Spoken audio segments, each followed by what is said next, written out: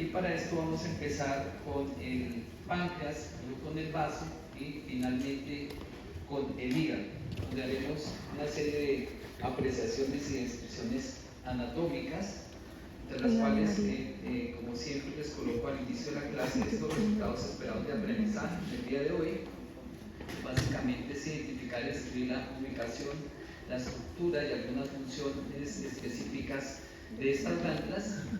Tenemos que ver también la parte morfométrica, algunos lineamientos morfométricos, identificándolas, describiéndolas, conocer tanto la irrigación, el drenaje venoso, linfático, también la inervación de estos órganos, recordando que la inervación de estos órganos pues, es una inervación netamente neurovegetativa. También voy a hablarles de algunas variaciones anatómicas que es importante que ustedes conozcan. Como les he dicho, muchas de las iatrogenias, alteraciones, sobre todo en la parte quirúrgica, es por desconocimiento de algunas variaciones anatómicas. Y pues básicamente comprender también algunos conceptos clínicos pues, básicos, porque ustedes van a tener una clase de anatomía clínica de abdomen. Entonces, para empezar, vamos a dar inicio con el páncreas. El páncreas es un órgano, como habíamos visto anteriormente, es un órgano retroperitoneal, excepto la cola que está peritonizada. Es una glándula que es endocrina y exocrina. En la parte exocrina, pues se vierte su contenido, sus secreciones, hacia la luz intestinal, específicamente hacia la segunda porción del duodeno. Dentro de esas funciones que tiene el páncreas, también tiene una función endocrina, en la cual su contenido se vierte hacia la sangre. Dentro de las consideraciones,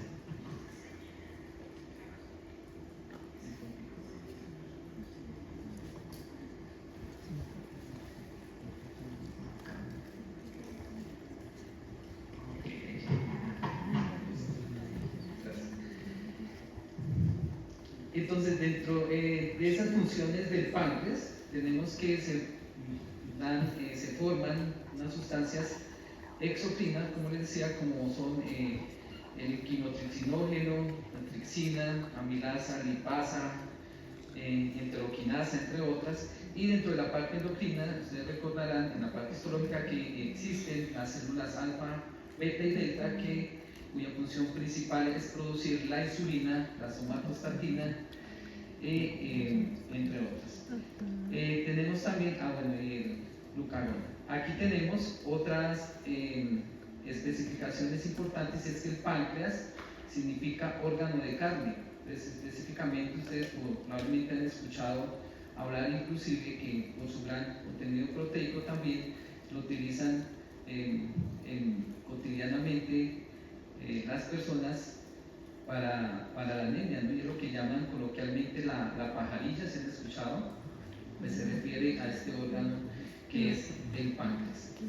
El páncreas entonces está ubicado, como lo habíamos dicho, en una región específica a nivel de L1 L2, comprende esos espacios topográficos, está ubicado a nivel de parte del epigastrio, del mesogastrio, también por su disposición variable podría incluir parte del hipocondrio derecho y del epicondrio izquierdo. Habíamos dicho que el páncreas es una estructura que es retroperitoneal, está adosada a la pared posterior a través de una fascia de coalescencia TOL1 o duodeno pancreático duodenal que vimos en clases pasadas. La única porción que es peritonizada, que no es retroperitoneal secundaria, sería la cola del páncreas. Dentro de sus dimensiones aproximadas, porque esto varía en los individuos de 15 a 20 centímetros de longitud, básicamente su altura depende si es a nivel de la cabeza está entre 5 y 8 centímetros y a nivel del cuerpo y de la cola estaría de 3 a 4 centímetros. Su peso en promedio es de 75 a 120 gramos su consistencia es un color blanco, amarillo. Sin embargo, cuando empieza la función exocrina, muchas veces torna a ser de un color mucho más rojizo por la función que está desempeñando en ese momento. El páncreas tiene una disposición anatómica topográfica que es básicamente lo que hace es que sigue la dirección de la décima costilla. Sin embargo, está ocupando todo este espacio que habíamos visto anteriormente, pero llegaría a ese nivel. La punta, como le digo, pues es un órgano retroperitoneal, excepto en la cola, que es un órgano peritonizado. ¿Cuáles son los medios de fijación del páncreas? Pues recuerden la fascia retroduodenopancreática, que lo estaba uniendo hacia la pared posterior. Tenemos importantísimo recalcarles que el páncreas es uno de los órganos más fijos que tenemos en el abdomen. Está cubierto por la hoja posterior del peritoneo parietal, de ahí que es retroperitoneal secundario, y está en relación importante con el duodeno. En todas sus porciones del duodeno, como lo vimos cuando vimos duodeno, veíamos que se acopla totalmente sobre esta curvatura interna del duodeno. Entonces vemos como la cabeza, al estar en esa relación tan íntima con el duodeno, pues también ahí sería un medio de fijación importante.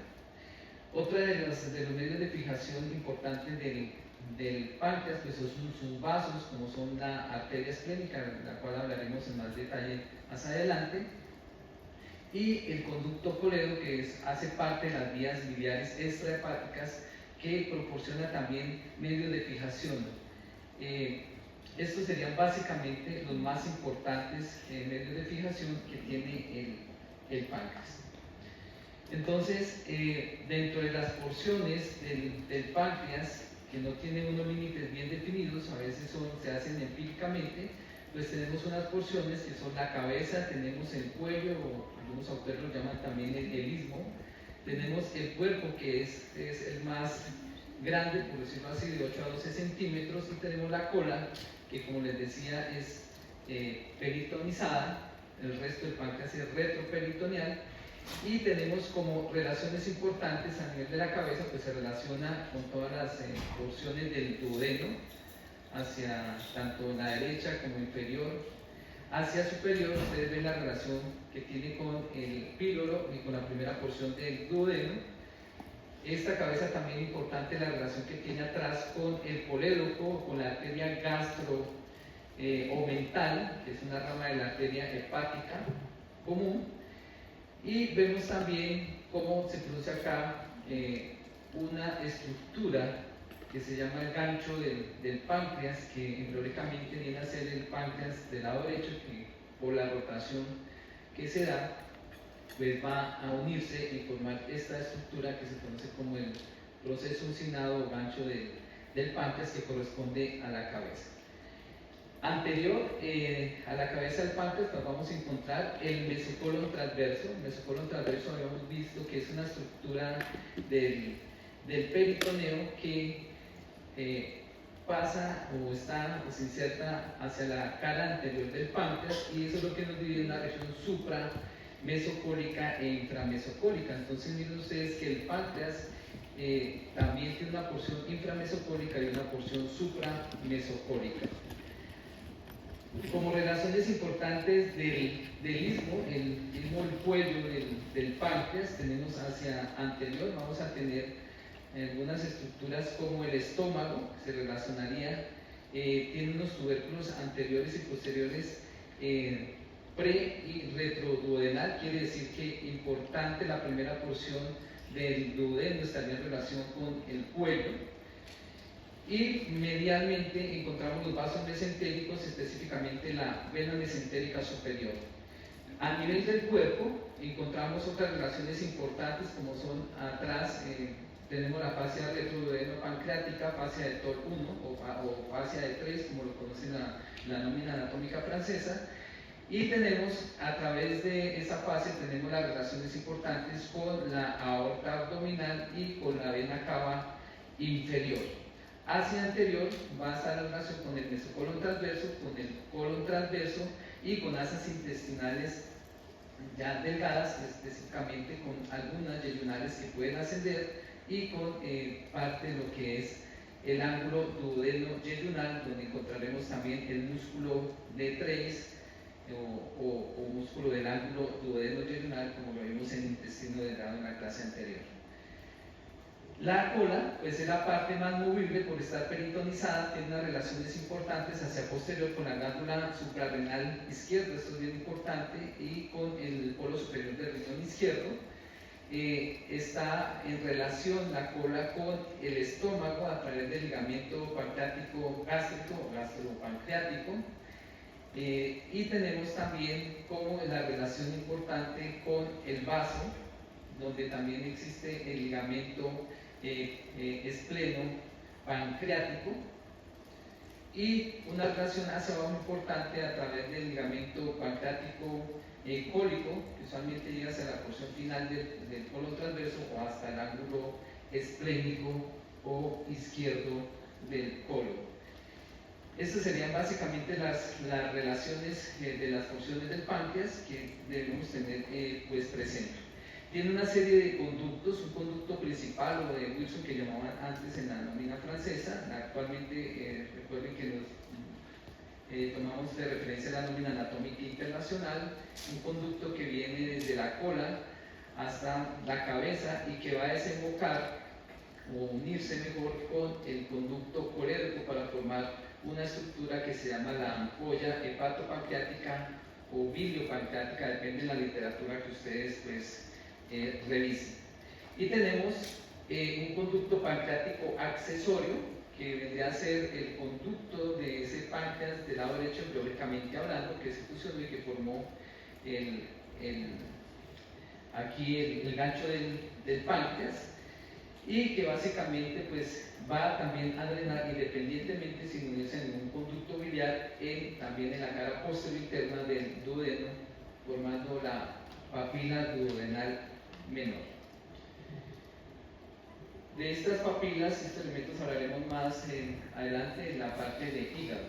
Aquí sin embargo vemos la papila duodenal menor, la papila duodenal mayor, no confundirla con la ampolla hepatopancreática que se encuentra más hacia posterior, es intramural. Ahora vemos en las vías biliares cuáles serían esas diferencias. En la nómina francesa también se denominaban la ampolla de Vater, ¿sí?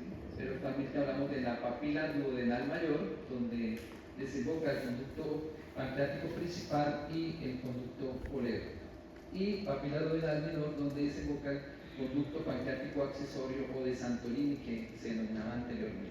Aquí vemos esa disposición de los conductos. Esos conductos van a estar rodeados de músculo liso que forman una especie de esfínter. Cada uno tiene su músculo liso independiente formando ese esfínter, y que básicamente luego van a formar una ampolla donde también está rodeada por músculo liso, conocido anteriormente como el esfínter de Cody. Aquí vemos esa disposición. Miren que la ampolla hepatopancreática es diferente a la papila duodenal mayor. La papila es un levantamiento de la mucosa del duodeno que tiene un orificio donde drena tanto el contenido pancreático como biliar. La irrigación del páncreas pues, está básicamente dada por arterias que proceden del tronco celíaco, como son la arteria hepática común, la cual nos va a dar una arteria que se llama la arteria gastroduodenal, que nos irriga, como su nombre indica, el estómago y el páncreas y el duodeno, pero específicamente esta arteria nos va a irrigar es la cabeza del páncreas.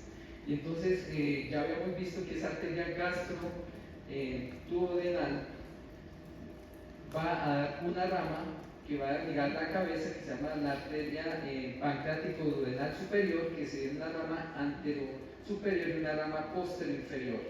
Son superiores las dos, una por anterior, otra por posterior, y aparece aquí también la arteria mesentérica superior, que nos va a dar una arteria pancreático-duodenal inferior, que sería en una rama anterior y posterior inferior, las cuales recordemos en la clase de duodeno que se usaban tanto las posteriores como las anteriores, formando un circuito arterial alrededor de la cabeza del páncreas, es decir, que la cabeza del páncreas únicamente, o esta arteria gastroduodenal va a irrigar la cabeza del páncreas específicamente. lo que es el resto del páncreas, el cuello, el cuerpo y la cola, pues va a tener una irrigación básica y proporcionada por la arteria esplénica. La arteria esplénica, recordemos que es una de las ramas del tronco celíaco que vimos anteriormente. Está el tronco celíaco, mira aquí la disposición, esta es una vista posterior del páncreas, vemos la disposición de la arteria esplénica. Esa arteria esplénica que va superior a la vena esplénica, aquí iría la vena esplénica más inferior, siempre va más inferior, tiene un aspecto tortuoso, y ese aspecto tortuoso es porque tiene que ir a darle irrigación, aparte de que haga más para el páncreas, su función principal es darle la irrigación al vaso, como lo vamos a ver.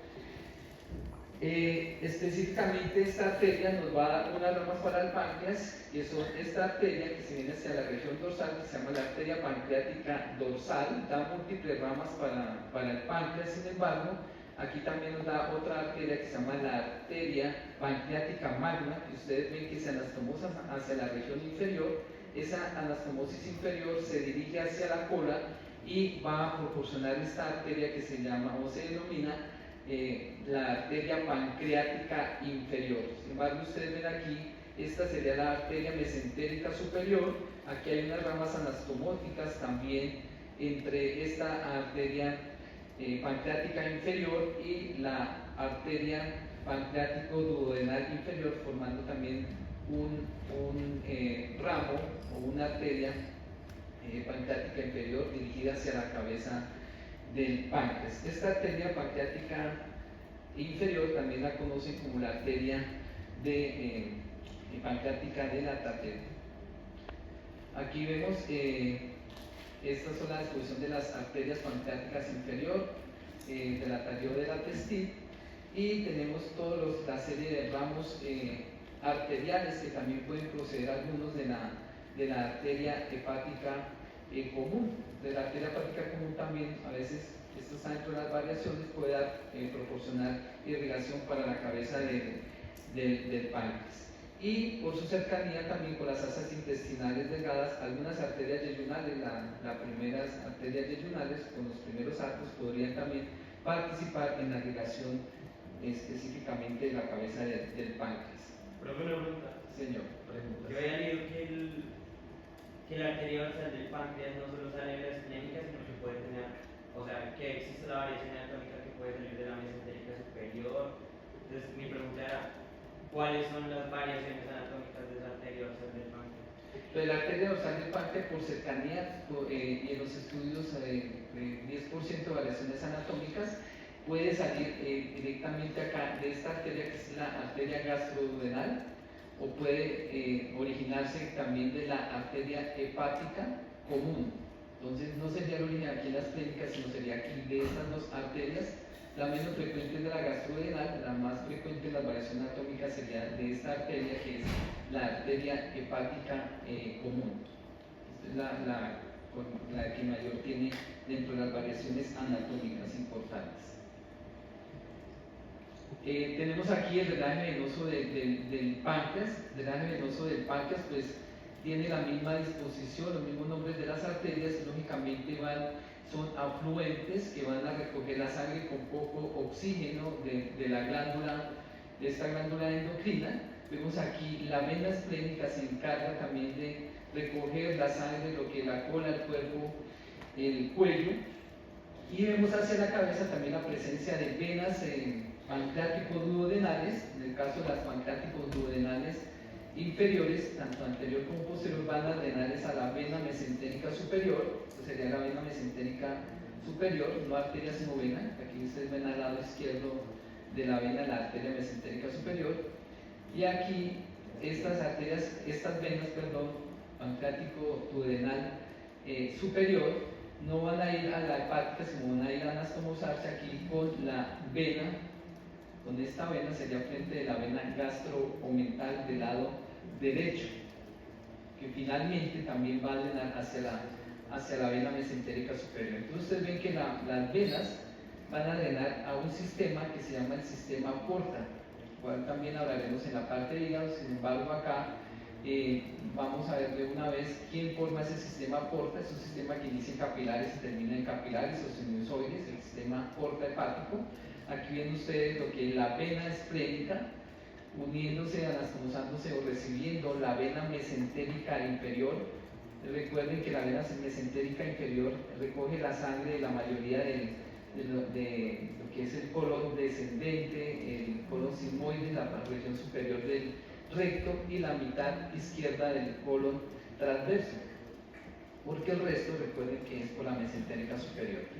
Aquí vemos entonces cómo la vena esplénica, que tiene todo este trayecto, está inferior a la arteria esplénica, recibe esa vena mesentérica inferior y forma, pues en la anatómica internacional se le suele denominar a esta porción, se le sigue denominando vena esplénica, a pesar de que recibe aquí la vena mesentérica inferior. Simplemente dicen que es una fuente la vena mesentérica inferior, pero otros autores, o en la otra nómina también se le denomina esta unión y esta formación venosa se denomina el tronco espleno-mesentérico o espleno-mesalaico. Aquí tenemos entonces que este tronco espleno-mesentérico o vena esplénica, como la quieran denominar, va a unirse con la vena mesentérica superior y nos va a formar la vena porta, de la cual vamos a hablar en detalle en hígado. La inervación del páncreas es netamente neurovegetativa, procede del plego solar, que llamaban anteriormente el plego celíaco, en la cual hay una serie de ganglios y de fibras preganglionares, tanto simpáticas como parasimpáticas. Esas fibras preganglionares simpáticas son de los nervios espláncnicos mayor y menor. Ahora que ustedes están repasando tórax, recuerden que ese nervio espláncnico mayor viene de los segmentos molares de 5 a T9 y el espláncnico menor de T9 a T11 o a T12 si no existe el espláncnico imo o menor. Eso tiene información netamente simpática y la información parasimpática pues viene a través del nervio vago, que van a formar o van a estar incluidos dentro del plego celíaco, del cual salen fibras postganglionares, tanto simpáticas como parasimpáticas, en la cual le dan esa inervación al páncreas, donde el sistema nervioso parasimpático lo que hace es aumentar la producción de las secreciones, así como las glándulas salivales. Ustedes recordarán, ya vieron cabeza, que aumenta la producción de saliva, pues acá se aumenta la secreción. Algunos autores por eso llaman al páncreas que la glándula salivar abdominal, pero netamente por nombrarla así no quiere decir que tenga que ver con producción de saliva, ¿no? Entonces, esa es la inervación, netamente pues, neurovegetativa, autonómica. Aquí vemos esas fibras simpáticas preganglionares, los nervios espláncnicos mayor y menor, que llevan esa información simpática a los nervios vagos, pero ustedes acá ven una línea oscura en la cual vemos que también tiene una vía aferente sensitiva, es ese dolor por hipoxia cuando tenemos una alteración inflamatoria, una pancreatitis, o tenemos alguna patología, pues ese dolor viaja en forma aferente a través también de estos nervios espláncnicos, pero por otras vías pues, neurológicas, que producen también dolores propagados que los van ustedes a ver manifestados en paciente a nivel del mesogastrio en forma de cinturón, y eso es lo que a veces semiológicamente indica que hay una alteración a nivel del páncreas. Entonces es un dolor netamente por hipoxia neurovegetativo, no es somático general. Tenemos el vaso es otro órgano que se encuentra dentro de la cavidad abdominal, es un órgano linfoide, que ustedes se preguntarán, pero siendo un órgano linfoide, ¿por qué se describe dentro del aparato digestivo? Pues si recuerdan ustedes, yo les mostraba en una anterior clase que el vaso también se origina del mesogastrio posterior, una formación peritoneal que tiene que ver con la formación de los órganos abdominales. Tiene dentro de sus funciones pues también en cuanto a la degradación de los glóbulos rojos, todo ese producto que se forma va a ir hacia el hígado en forma de bilirrubina indirecta, el cual se va allá a conjugar con ácido glucurónico para formar la bilirrubina directa, y entonces tiene conexiones importantes, relaciones importantes sobre todo con otros órganos del abdomen, de ahí que se describa dentro de la cavidad abdominal, porque también desde el punto de vista quirúrgico en traumas, pues también es importante en los traumas del abdomen cerrado, en la cual puede haber rupturas, lesiones del vaso. El vaso entonces está ubicado a nivel del hipocondrio izquierdo, está entre la 9ª y 11 costilla.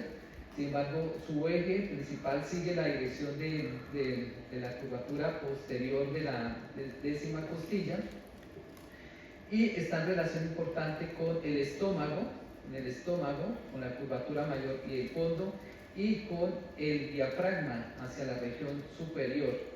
Entonces está ahí en lo que llamamos la celda sufrénica izquierda, que ya habíamos delimitado en nuestra clase anterior, y estaría entonces protegida por los últimos arcos costales. El vaso entonces es un órgano linfoide, cumple funciones pues, importantes desde el punto de vista inmunológico, también tiene que ver con ese metabolismo de la bilirrubina, también con la destrucción de los glóbulos rojos, aproximadamente cada 110 días, cuando ya envejecen los glóbulos rojos. En el feto sí que es importante porque actúa como un órgano hematopoyético, donde se producen tanto células blancas como rojas, eritrocitos, glóbulos blancos. Y entonces el vaso, sin embargo, a pesar de que es un órgano importante, lo podemos retirar, ¿sí? Por ejemplo, si hay un trauma, alguna patología en el cual debamos retirar de acuerdo a la irrigación que tiene, es muy amplia, un 20-25% de la volemia va también al vaso cuando está en su máxima función, y entonces ese vaso se retira y inmediatamente pues el hígado va a asumir esas funciones que ya por no tener el vaso pues tiene que el cuerpo seguir funcionando de la mejor manera. Entonces el vaso dentro en el cadáver, que aquí lo ven ustedes en la celda sufrénica izquierda, tiene básicamente esta disposición, siguiendo, como les decía, la 10ª costilla. Su longitud de 12 a 13 centímetros en promedio, algunos autores hablan de 12 a 15, eso varía lógicamente con las etnias y pues las personas. De 6 a 8 centímetros de ancho, y su espesor de lo posterior es de 3 a 4 centímetros en promedio, teniendo en cuenta la mayoría de la literatura que encontramos. Como tal, el vaso va a tener una cara, usted la ve, aquí los autores describen como una cara diafragmática y una cara visceral, o simplemente ustedes pueden hablar de una cara superior y una cara inferior. Esa cara superior tiene relación con el músculo diafragma, entonces es conveja. Nosotros lo vemos acá en la imagen, pueden ver que es conveja, mientras que la cara visceral es cóncava, y en esa cara visceral vamos a encontrar el ilio con el pedículo vascular y nervioso, ¿no? Entonces recuerden que el vaso tiene un labio superior e inferior que nos delimita el ilio. El ilio es el sitio específico por donde entran o salen las estructuras, no confundirla con pedículo. El pedículo son las estructuras que ingresan por ese espacio que se llama el ilio.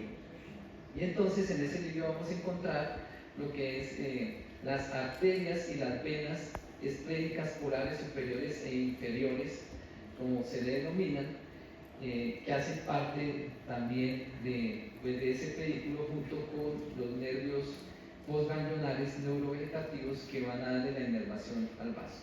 El vaso también tiene un borde superior, tiene un borde inferior. Algunos autores también hablan del borde superior, lo pueden llamar borde anterior por la inclinación que tiene el vaso. Está actualmente aceptado los dos, puede ser superior o anterior, inferior y posterior. Si hablamos de superior e inferior, entonces hablamos también de un polo superior e inferior, y que básicamente es lo que nos delimita, o desde el punto de vista morfológico, al vaso.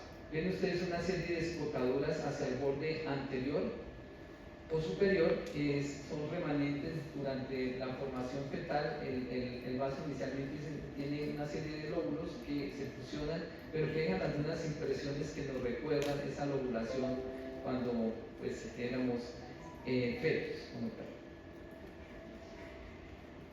Bueno, dentro de esas relaciones importantes o medios de fijación tenemos acá, si recordamos, aquí está el estómago, aquí tenemos el vaso, hay el ligamento, formaciones del omenто mayor, que también vimos en clases pasadas, en la cual tenemos primero el ligamento freno esplénico, tenemos el ligamento gastroesplénico.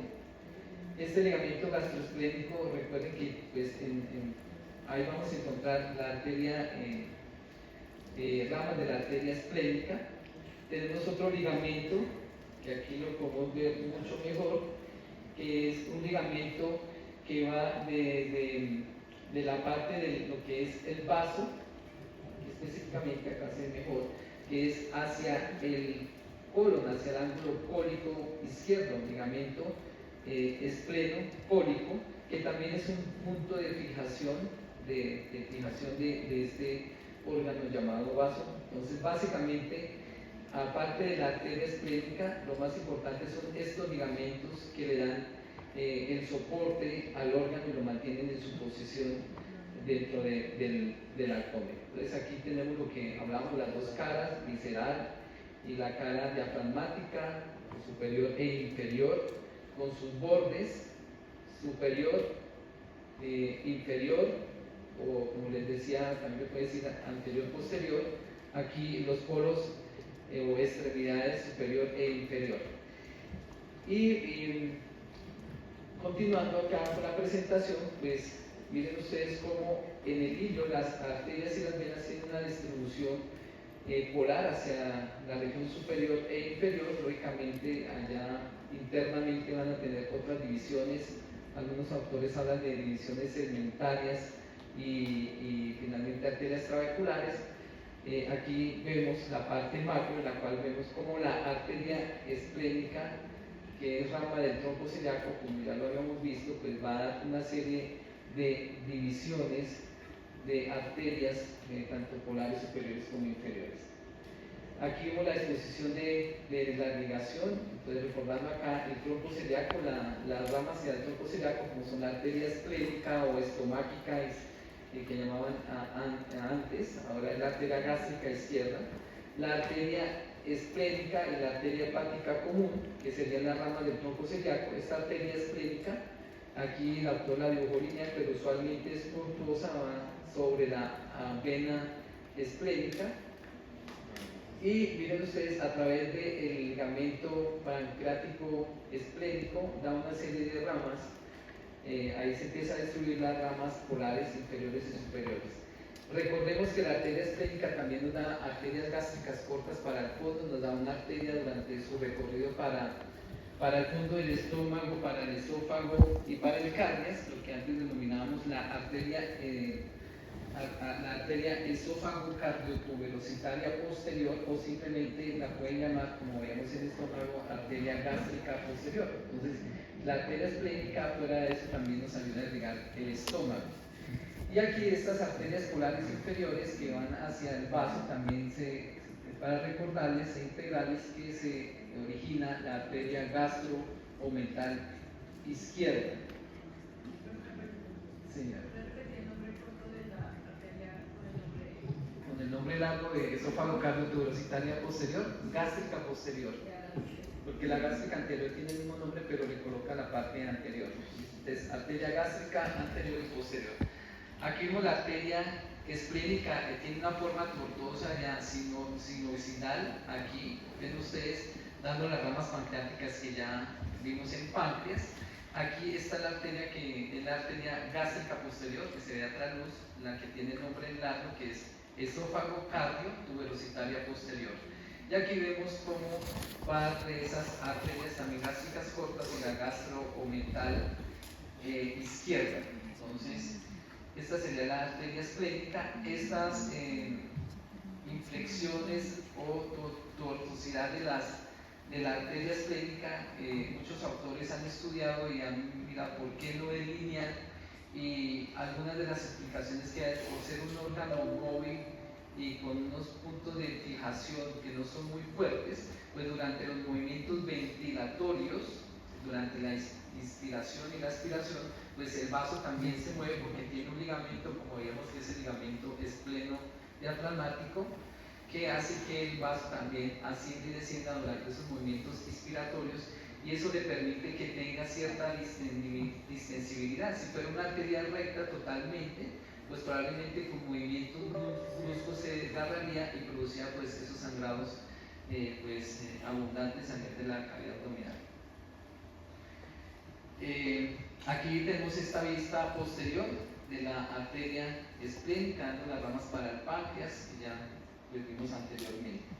Entonces, ahí lo importante es que recuerden que se origina este tronco que se llama el tronco celíaco. Y en cuanto al drenaje, pues estaba a través de la vena esplénica, que recuerden que se unía con la vena mesentérica inferior y forman el tronco espleno-mesentérico, el cual se une con la vena mesentérica superior para formar la vena porta hepática. Nuevamente aquí, simplemente para recalcarles el origen de la arteria esplénica, que es el tronco celíaco. Y miren entonces cómo su disposición va posterior al estómago y siempre va por el borde superior del páncreas, y la vena siempre va inferior también a esa arteria esplénica. La inervación del vaso también procede del plejo celíaco, neurovegetativo, simpático, parasimpático. Igual participan como en el párpado los nervios espánicos mayor y menor y el nervio vago, llevando esa información parasimpática. Básicamente también el nervio sensitivo, que lleva esa inervación de dolor neurovegetativo por hipoxia, no porque haya receptores de dolor, sino cuando hay una distensión de la cápsula del vaso, por una esplenomegalia o por un trauma, pues a través de esas vías aferentes neurovegetativas se va a presentar el dolor en los pacientes. Luego tenemos aquí el hígado, que es otra de las glándulas anexas y la glándula más voluminosa que tenemos en el cuerpo humano. Su ubicación es toracoabdominal.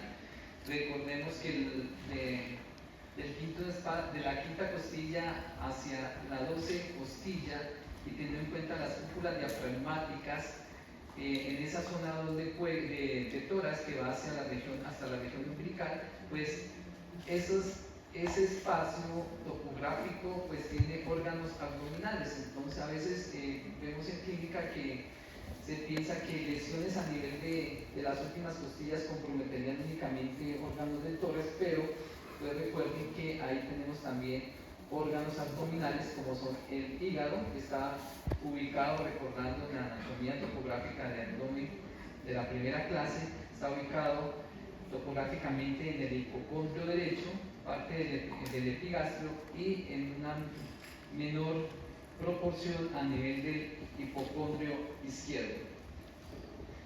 Esta glándula pues es el laboratorio, la fábrica más importante que tenemos, ¿no? Ahí se da todo el metabolismo y lo que ustedes ya han visto probablemente en bioquímica, tanto en proteínas, todo lo que tiene que ver con lípidos, carbohidratos. Entonces ahí se forma de lipoproteínas, se forma también el angiotensinógeno, que es importante dentro de las vías de regulación cardiovascular, de la tensión arterial, y también los ácidos biliares, ¿no? Que son componentes importantes de la bilis, que es donde se produce. Entonces el hígado produce la bilis, la cual se va a almacenar en un receptáculo o en una bolsa anexa al hígado que se llama la vesícula biliar. Entonces la bilis no se produce en la vesícula biliar, la bilis se produce en el hígado. Aparte de eso, también el metabolismo del colesterol, importante para la formación de esas hormonas esteroideas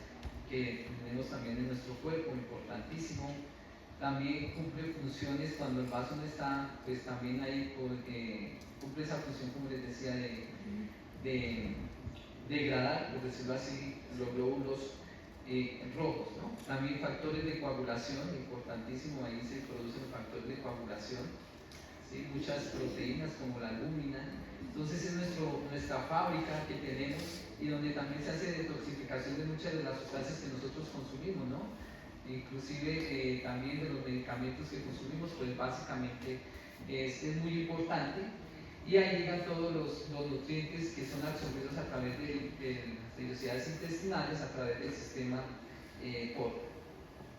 Entonces, el hígado, como tal en esta imagen de un cadáver, ustedes ven la disposición que tiene el hígado. Es una glándula que aproximadamente en el cadáver pesa unos 1200 a 1500 gramos. Nosotros que estamos vivos, por el contenido de sangre puede aumentar unos 800 gramos, entonces puede ir hasta de 2000 a 2500 gramos su peso. El hígado como tal está ubicado hacia el hemiabdomen superior derecho, el cual va a tener unas caras, que también hay distintos autores pues describen caras, las caras las describen diferente. Sin embargo, según la nómina anatómica internacional, vamos a escribir una cara que se denomina la cara diafragmática o anterior, que está en relación sobre todo con el diafragma. Sin embargo, es mejor llamarla anterior. Tiene una cara inferior o visceral, que está en relación con las demás vísceras abdominales, en las cuales van a dejar una serie de impresiones en el hígado. Y hablan de una pared posterior, que sería concretamente formada por un área que se llama el área desnuda del hígado. Algunos autores también la llaman como borde posterior, pero más que un borde es una cara posterior del hígado. Tiene un borde, si tiene tres caras, como tiene cara posterior, pues va a tener únicamente un borde inferior, que sería el borde inferior del hígado. Miren ustedes el color del hígado, es un color rojizo, vinoso, excepto cuando un paciente tiene esteatosis o hígado graso, que pues tiende a volverse de color amarillo. Aquí vemos esa cara anterior, vemos la cara allá atrás sería la posterior, donde pasamos a ver parte de esa área desnuda del hígado, es decir, que no tiene peritoneo o la represión de las hojas del ligamento coronario. La cara visceral, que sería esta que ustedes están viendo, aquí los ubico, esto es anterior, esto es posterior. Siempre la vesícula biliar está, su fondo está hacia el borde inferior y hacia anterior, para que nos ubiquemos. Y recordar entre las formaciones peritoneales un ligamento que anatómicamente nos divide el hígado en un hemihígado o un lóbulo, ¿sí? Dependiendo, se llaman de hemihígado, en anatomía llamamos un lóbulo hepático izquierdo y un lóbulo hepático derecho, anatómico, más no funcional, porque la función o esa división depende de la distribución de las venas porta y de las venas hepáticas. Y aquí hacia el ligamento falciforme, que también lo llamaban suspensorio, que realmente no suspende mucho, en el borde inferior encontramos lo que es el ligamento redondo del hígado.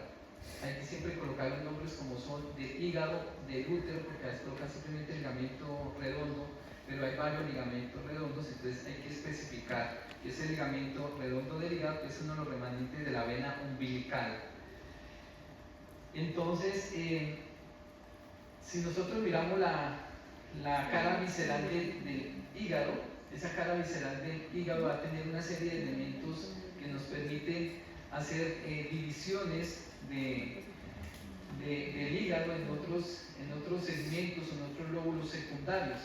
Y entonces aquí miramos nuevamente lo que es el ligamento falciforme, que es continuación de las hojas anteriores del ligamento coronario, que se pliegan, se unen y van a formar ese ligamento que divide el hígado en un lóbulo izquierdo de un lóbulo derecho. Aquí vemos el ligamento redondo del hígado, vemos el borde inferior del hígado, aquí vemos la vesícula biliar, el fondo de la vesícula biliar, y en esta cara inferior, aquí esto sería posterior, esto sería anterior para que se ubiquen.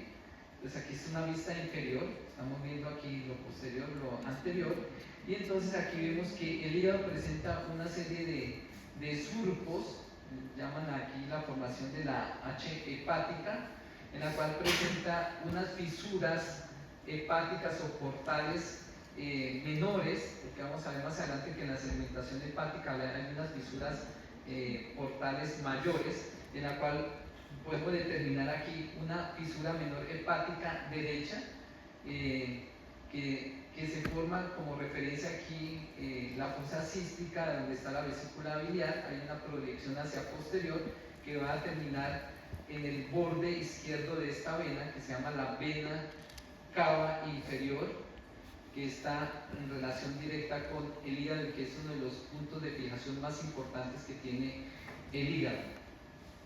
Tenemos otra fisura portal menor anteroposterior hacia el lado izquierdo, que tiene como referencia el ligamento redondo, el surco del ligamento redondo, y hacia atrás el ligamento venoso. El ligamento venoso es remanente del conducto venoso de Arancio, que en el feto se comunicaba pues con la vena cava inferior.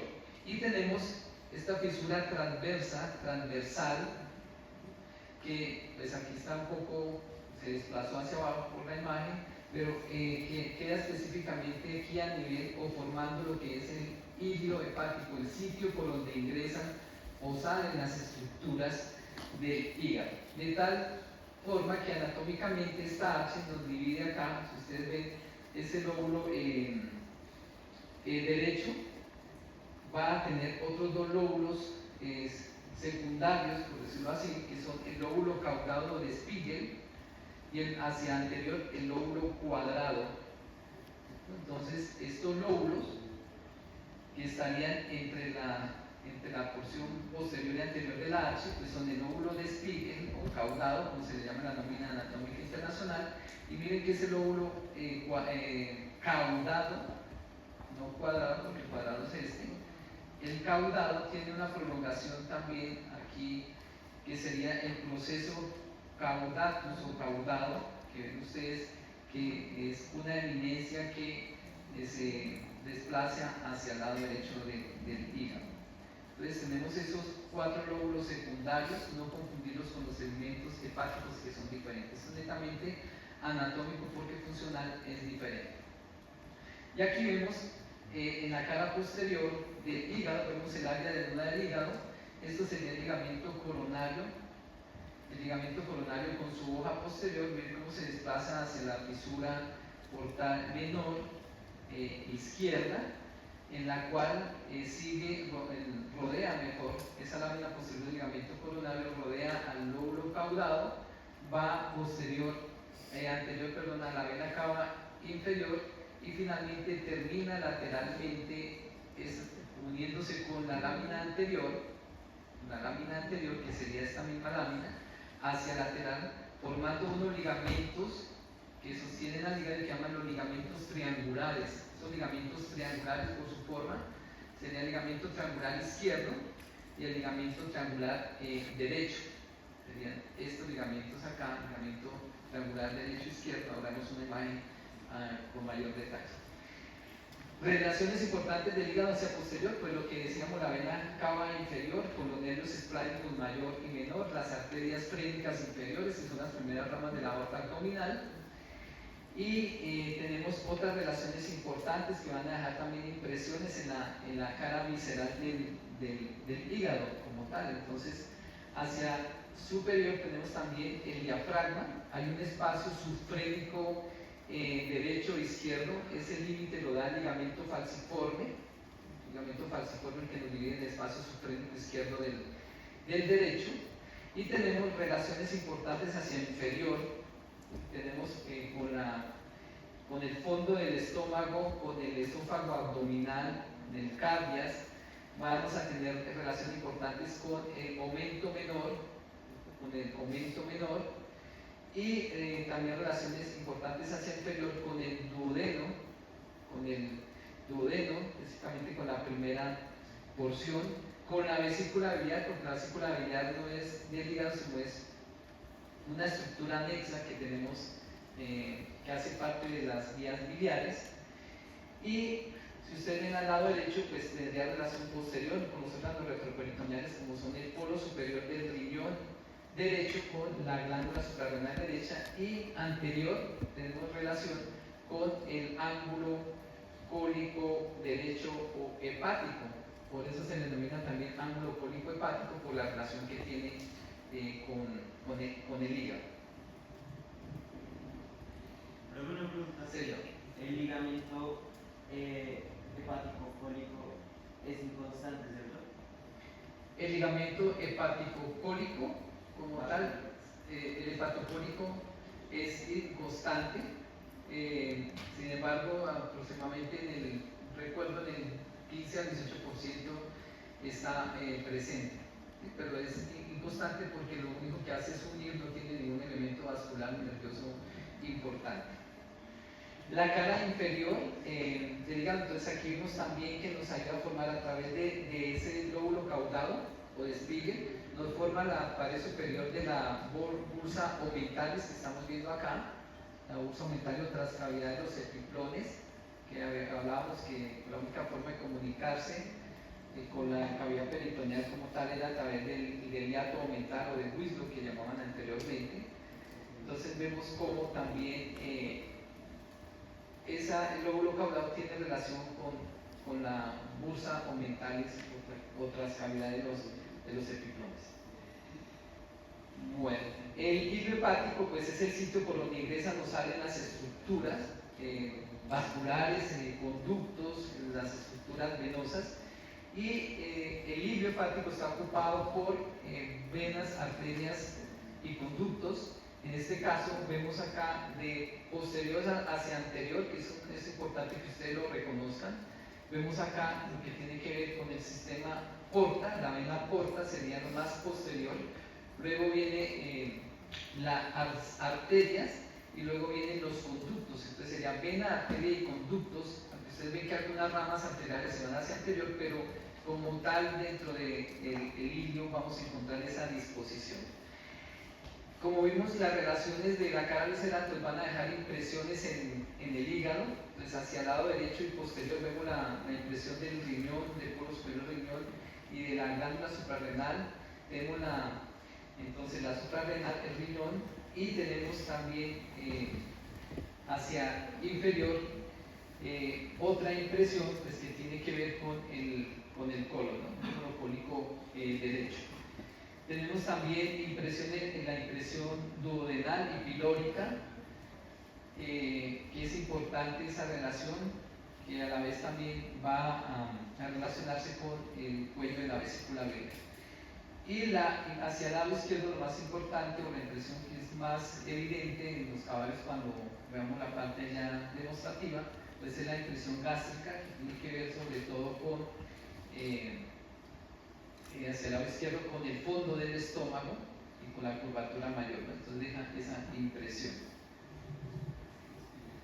Este nuevamente es el pedículo hepático. Entonces aquí tenemos la vena porta, la arteria y los conductos. Y lógicamente van a haber nervios que proceden del pliegue celíaco y los linfáticos, que son también importantes. ¿De dónde viene la irrigación del hígado? Entonces el hígado básicamente, si vemos aquí, usualmente, porque también hay variaciones, ¿cierto? Usualmente la arteria hepática común que se origina del tronco celíaco se va a la rama gastroduodenal, que ya vimos su territorio de irrigación para el duodeno, el páncreas y el estómago. Pues básicamente cuando da la arteria gastroduodenal se convierte o toma el nombre de arteria hepática propia. Esa arteria hepática propia, recordemos, en la clase de estómago, que da la arteria gástrica derecha, lo que antes llamaban arterias pilóricas. Esa arteria hepática propia, si le hacemos seguimiento, se divide en dos ramos, un ramo derecho y un ramo izquierdo, es decir, anatómicamente para el lóbulo derecho e izquierdo del hígado. Y usualmente la arteria hepática derecha da una rama que es la arteria cística, que es la que nos va a irrigar el conducto cístico y la vesícula biliar.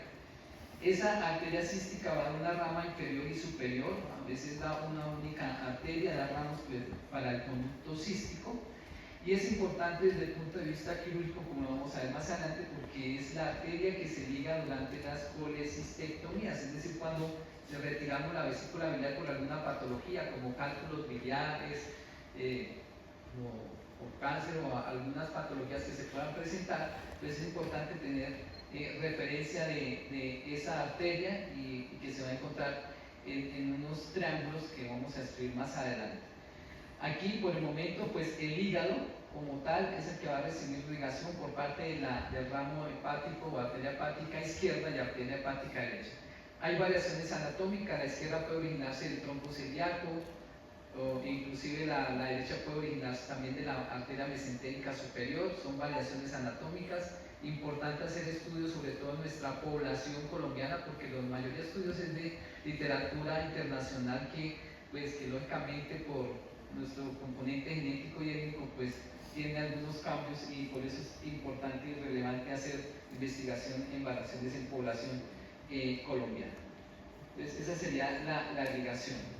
Por otro lado tenemos las venas hepáticas o suprahepáticas, que llamaban anteriormente porque están hacia la región superior del hígado. Sin embargo, actualmente en la nómina anatómica internacional hablamos de las venas hepáticas. Son de 3 venas hepáticas, una izquierda, una derecha y una media, que también son importantes porque van a drenar lógicamente la sangre con poco oxígeno hacia la vena cava superior, cava inferior, perdón. Lógicamente, ustedes ven acá que también nos sirve como punto de referencia para la segmentación hepática, que vamos a ver cómo es esa segmentación hepática, la cual tiene importancia pedagógica y quirúrgica para ustedes como futuros profesionales de la salud. Mediante arteriografías del tronco celíaco, aquí lo tenemos, podemos ver esa distribución de las arterias. Entonces aquí ustedes pueden ver el tronco celíaco dando la arteria hepática común, aquí da la gastroduodenal que se va hacia inferior, y aquí ven ustedes la arteria hepática propia dando las arterias hepáticas izquierda y derecha. Y aquí ven ustedes puesto la arteria esplénica. Entonces son arteriografías. El drenaje venoso, como decíamos, estaba por las venas hepáticas que drenan hacia la vena cava inferior, y tenemos también una irrigación funcional que está dada por la vena porta hepática, en la cual habíamos visto que esta vena porta se forma por la vena esplénica, la vena mesentérica inferior y la vena mesentérica superior, ¿cierto? En la cual ven ustedes cómo la vena porta como tal ya formada va a recibir las venas gastro-omentales.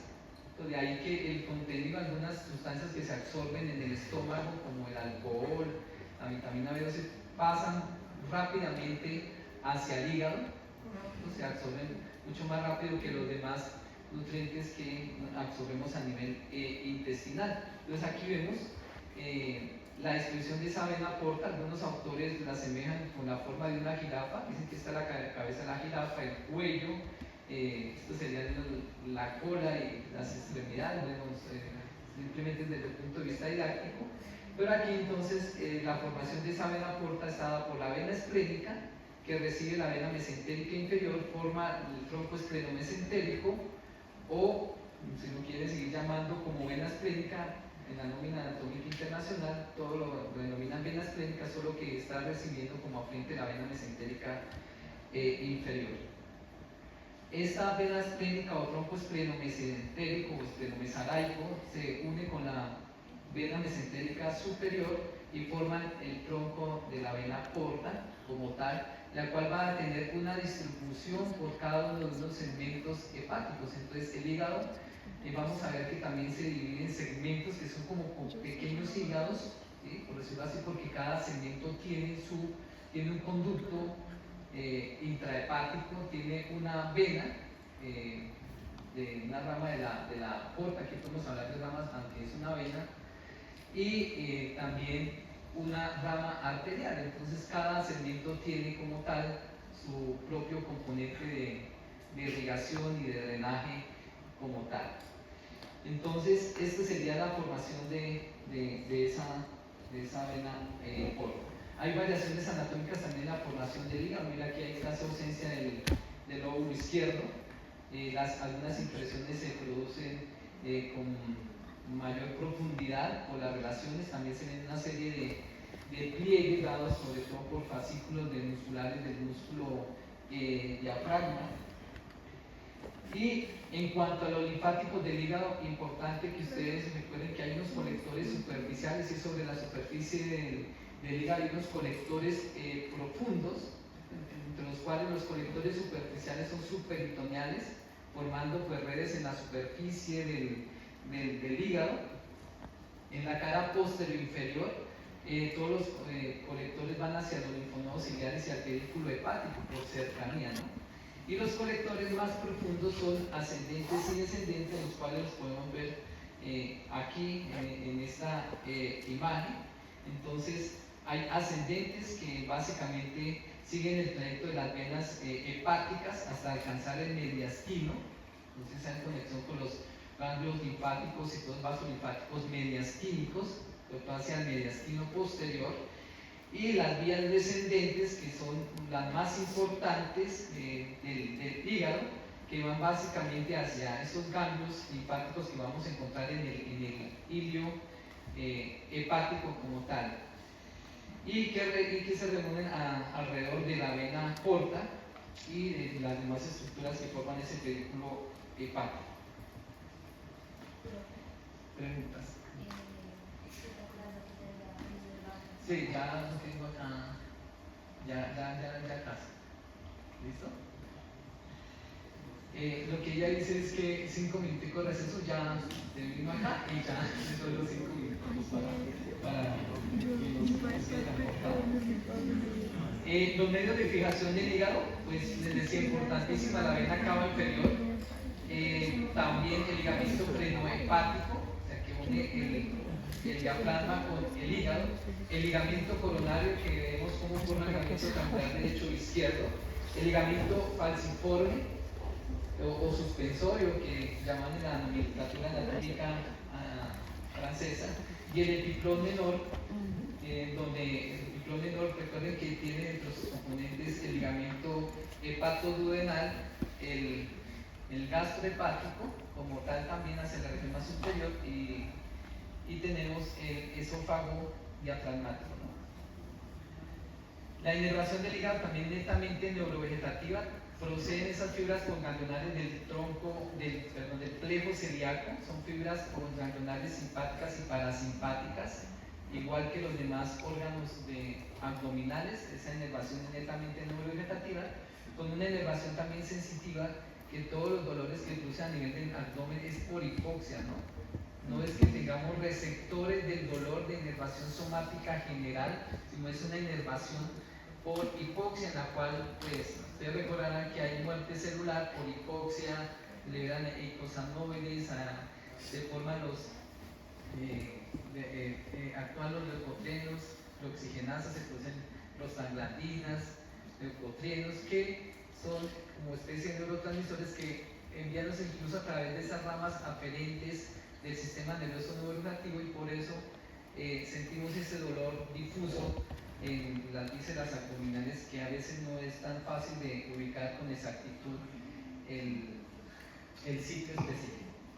Entonces, antes de dar el receso de 5 minutos para terminar con las vías biliares, terminamos acá con la segmentación hepática para que puedan tener su receso.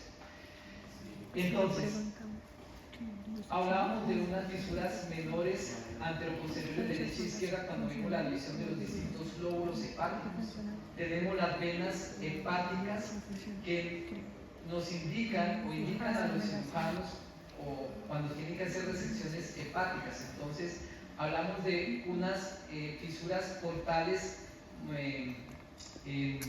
mayores, en las cuales tienen la disposición topográfica de las venas hepáticas. Entonces, netamente son unas fisuras internas que no las podemos ver. Ustedes ven al inicio, el hígado es totalmente liso, no las podemos ver, pero desde el punto de vista interno se presentan, y esas fisuras Pues como les digo, en las fisuras vamos a encontrar básicamente la disposición de nuestras venas hepáticas izquierda, media y derecha, que van a drenar hacia la vena cava inferior.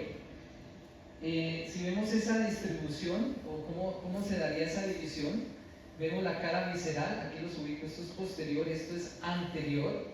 Vemos cómo aparece esta fisura anteroposterior hacia el lado derecho que sigue la fosa de la vesícula biliar hacia el borde izquierdo de la vena cava inferior. Entonces se traza esa línea imaginaria, ¿sí?, que nos ayuda a ubicar esta fisura portal interna que la denominamos mayor. Estas son unas líneas imaginarias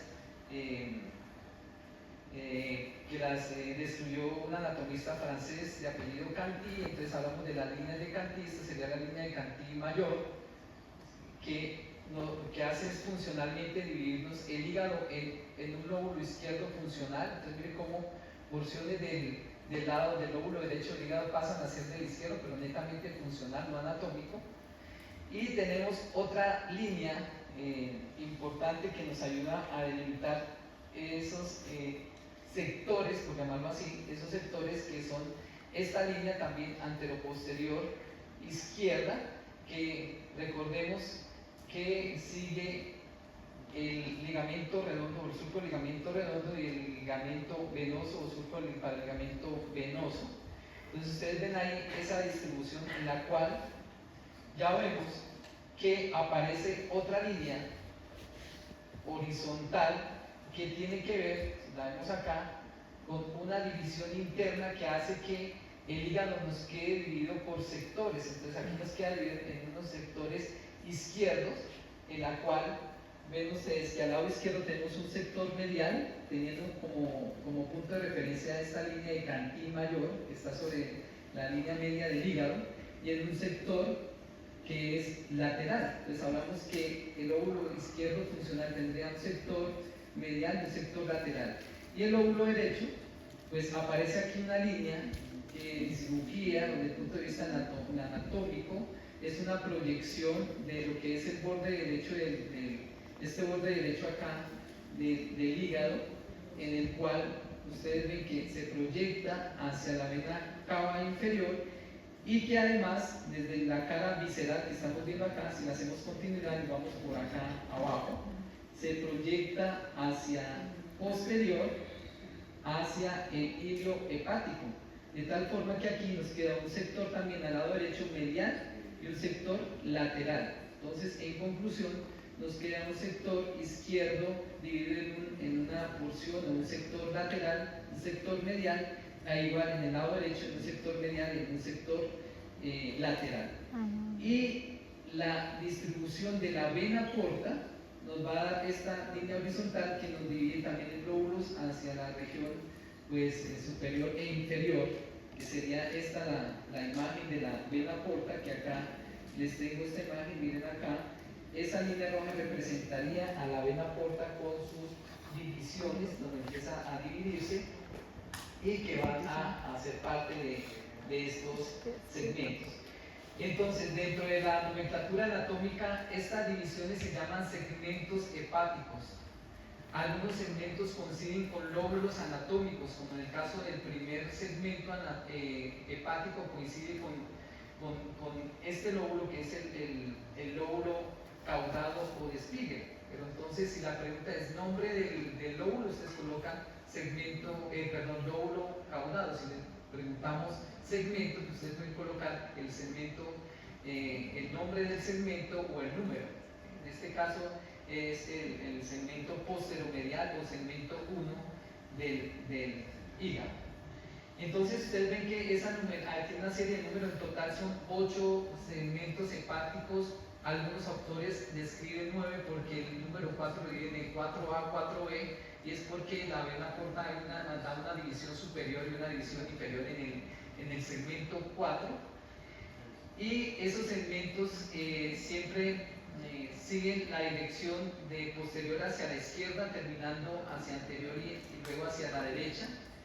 Entonces, si nosotros vemos acá, esos segmentos hepáticos, aquí tendríamos hacia la región posterior tendríamos el 1, luego hacia el lado izquierdo y posterior el 2, luego hacia el sector anterior izquierdo el 3, hacia la región anterior el número 4, luego hacia el lado derecho tenemos también el segmento 5, el 6 y el 7. Observen que el segmento 8 no lo podemos ver en la cara visceral. El segmento 8, aquí atrás luz, no es que esté acá también anterior, sino atrás luz es póstero inferior, es decir, está hacia la región posterior, hacia la cara posterior del hígado, acá a este nivel. Entonces son en total 8, si tomamos solo los 8 o 9, si dividimos el cuarto en cuarto A y en cuarto B. Entonces, esta es otra vista, esto es anterior, en el fondo de la vesícula, esto es posterior, entonces aquí tendríamos el lóbulo caudado que corresponde al segmento 1, este segmento 1 es el posteromedial, el segmento 2 sería hacia el lado izquierdo, esto es izquierdo, sería el posterolateral izquierdo, que se ubica en posterior, es lateral y es izquierdo, es el número 2, tenemos el segmento anterolateral izquierdo que sería el 3, luego tenemos este segmento medial, sobre el sector medio, el segmento medial izquierdo. Luego tenemos aquí el número 5, que es el segmento anteromedial, que corresponde al sector derecho, es el número 5. Luego tenemos aquí el anterolateral derecho, sería el número 6. Y finalmente tenemos aquí el segmento posterolateral derecho, que sería el número 7. El número 8, recuerden que está hacia posterior e inferior. Entonces el número 8, hagan cuenta que está hacia posterior e inferior. Entonces aquí ya tenemos esos 8 segmentos de segmentación hepática, que como les decía es importante porque yo podría resecar un segmento en una patología o en un trauma, el cirujano lo que hace es que puede retirar segmentos hepáticos. El hígado, recuerden que con el 25% de hígado podemos seguir funcionando. A medida que pasan los años, ese hígado se las hace mitosis y se puede recuperar también tejido hepático, es decir, que es una de las glándulas que se regenera. Pues no va a tener la misma forma anatómica inicial, pero sí vamos a ver que es la única glándula que se regenera. Y entonces por eso los trasplantes hepáticos también podríamos trasplantar medio hígado a un paciente y el otro paciente puede sobrevivir. Entonces aquí está la numeración nuevamente de esos segmentos hepáticos, se lo pueden colocar con números, ¿sí? O con nombres como se los di hace un momento. Miren el número 4 como lo di en el A y B, entonces ahí no serían 8 sino 9. Entonces, segmentos hepáticos que podemos ver en la cara inferior, pues son podemos solo ver 7, y en la cara anterior podemos ver también solo 7 y hacia posterior quedaría el número 8. Entonces miren que cada uno de los segmentos va a tener componentes importantes, y es que va a tener una rama de la porta, va a tener su propio conducto hepático intrahepático, que son los que recogen la bilis, los ácidos biliares, y va a tener su arteria, es decir, que en cada segmento va a haber una triada hepática, compuesta por una arteria hepática, por una vena porta, una rama de la vena porta, y por un conducto biliar. Y miren aquí entonces esos segmentos, lo que hablábamos de esas fisuras internas, pues que nos permiten, con base en la dirección de las venas, ubicar y hacer la división, y también con base en la vena porta, hacer la división de cada uno de esos segmentos hepáticos. Aquí vemos en cirugía, por ejemplo, cómo hicieron segmentectomía del hígado. Aquí básicamente lo que retiraron pues son los segmentos hepáticos del lado derecho del hígado, los últimos 4 segmentos, y entonces, como les decía, el paciente puede seguir viviendo con el 25% de su hígado. Lógicamente ven ustedes que son procedimientos cruentos, que no se ven muy bien, pero que son necesarios para hacer manejo de patologías. Y a nivel de las imágenes diagnósticas podemos ver también esos segmentos determinados hacia la región más superior. Recuerden que estamos aquí viendo desde abajo desde inferior hacia superior, como si estuviéramos dentro de la cavidad abdominal. Entonces ahí vemos los distintos segmentos, el 1, el 2, el 3 no lo podemos ver porque es más inferior, el 4, vemos el 8 y vemos el 7, que están básicamente formando el lado derecho. En esta otra imagen podemos ya ver lo que es el 5 y el 6, que son mucho más inferiores y más inferiores y más posteriores. Bueno, también ecográficamente se podría hacer el ejercicio dentro de la anatomía imagenológica, se podría hacer el ejercicio de ubicar también por la disposición de la porta, ver los segmentos hepáticos, que es lo que utilizan también pues, los radiólogos. Esta es la nómina o los nombres de los segmentos que ya se los dije anteriormente, sin embargo aquí vemos estos cuadros que aparecen dentro de la nómina anatómica internacional. Aquí vemos entonces las divisiones proporciones hepática izquierda y derecha con cada uno de los segmentos hepáticos. Ustedes lo pueden revisar luego cuál es el nombre del segmento y a qué número corresponde. Se puede hacer el ejercicio lógicamente pues, en la práctica en los hígados, en la práctica de laboratorio. La vena porta nuevamente simplemente es para ver mirar cómo a medida que sus afluentes van llegando aumenta el diámetro de la vena porta. Ustedes ven que tiene un diámetro aproximado de 1.5 la vena porta como tal formada, y aquí simplemente vemos esos componentes estructurales venosos que van a formar ese sistema porta hepático. La distribución, entonces lo que les decía, en cada uno de los segmentos encontramos una arteria, un conducto y una vena, por eso podemos retirar, ligar y retirar cada uno de los segmentos hepáticos con seguridad, así como hay segmentos pulmonares que también pues, se pueden resecar, ¿no? Y entonces aquí en esta diapositiva para que descanse y dándole uso a compañera Suecia 5 minuticos de receso para terminar la clase. Tengo 5, ¿no? Y por tiempo pues son los 5 minutos. Entonces los compañeros que están conectados